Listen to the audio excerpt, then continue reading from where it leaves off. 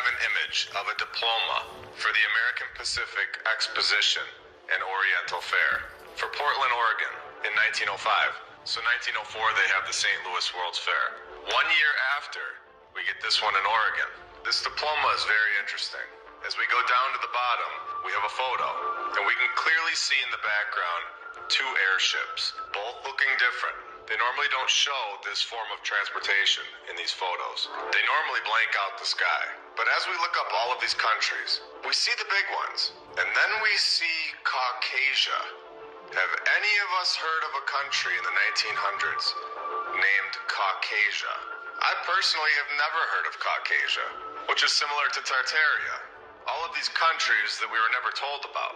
But this one wasn't hundreds of years ago. This was 1905. So they are now, in my opinion, lying and telling us that Caucasia, or Caucasus, is a region that has a bunch of countries in it, including Russia, which we all know have connections to Tartaria. But let's take a look at this list again from 1905. They are already listing Russia on this map with Turkey, France, Holland, Germany, Switzerland, Italy. All of these are countries. They are not regions. I'll say it again. These are countries. Why would they then throw a region in there randomly? That doesn't make any sense. I think we are finding, in my opinion, that there is more land that we aren't being told about that was here in the 1900s. And I think Caucasia is being hidden from us right now. We were talking about Caucasia. Really quick, I want to just throw this in here. That there is another country that is clearly blurred out. I wonder if we weren't supposed to see that one. So we were given a photo with the airships in the background in the sky. So I went digging and found this photo from 1905, World's Fair in Oregon, showing more airships. And since I haven't really covered this topic yet on this channel, in my opinion, and a few others, this form of travel was all over the place. It wasn't just created in the 1800s, and the Hindenburg event was used as a scare tactic to make these airships look faulty, removing this free energy form of transportation technology out of our lives. Do you really think that they put a gas in these airships that would be so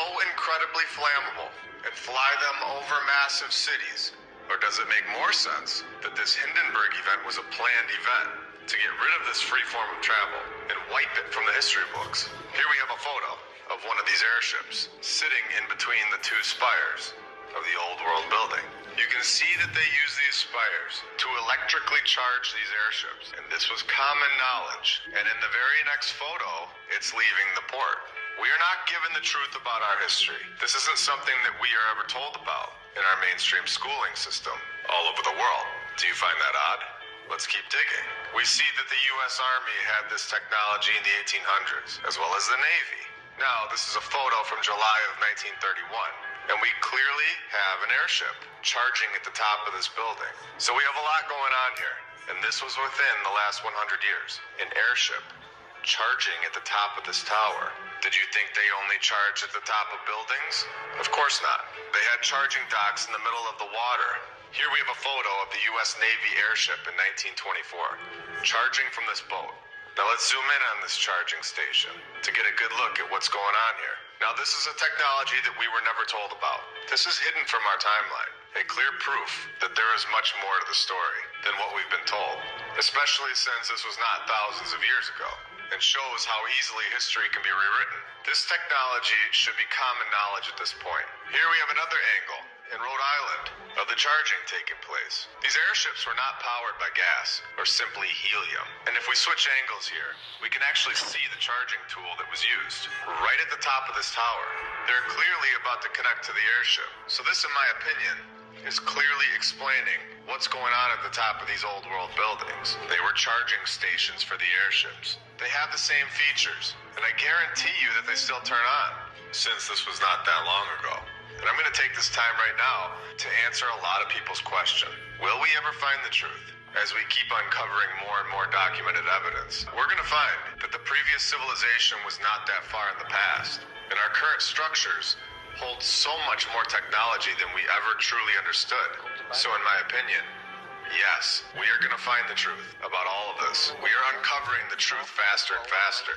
and this community gets bigger and bigger, with more and more people sharing their thoughts and knowledge. The mainstream history is becoming comedy hour at this point, so we can clearly see that these buildings all around the world may have had a second purpose, but they were without a doubt here to generate free energy, specifically for airships. And once you realize this, then we can go deeper and ask the question, was the previous civilization capable of using these buildings to power their flight that were so much more powerful, so much faster, and so much more incredible than an airship? I believe that they fully understood this technology. They were the ones that constructed it. They had this technology and were able to travel through the air so much faster than we can today while using the Earth's natural energy. These buildings are technology. They are able to extract the energy and are able to turn it into a fuel. If you're looking for a why, a motive to suppress this technology, well, it would 100% benefit a civilization, us. It's free. There is zero benefit to free transportation, free energy. Do we need to go further for the why? So when you go around your town now and see the top of these buildings, we can all understand how popular this form of transportation really was. It was everywhere. Now we have talked about Tartaria. We've shown in this episode in the beginning how there are possibly more countries and more land, such as Caucasia. So we have Tartaria, but we also have Barbaria, where you would get the term barbarians. And of course, again, have any of us heard of a place called Barbaria in history class? Maybe you have now, but in mainstream history, this is not something that is taught to us. We're not being told the truth about any of this. And we have many maps of a land called Barbaria. And I believe that these maps are from the previous civilization. They are not presented to us in the mainstream history. So it's our job to go find them in places that are not easily accessible.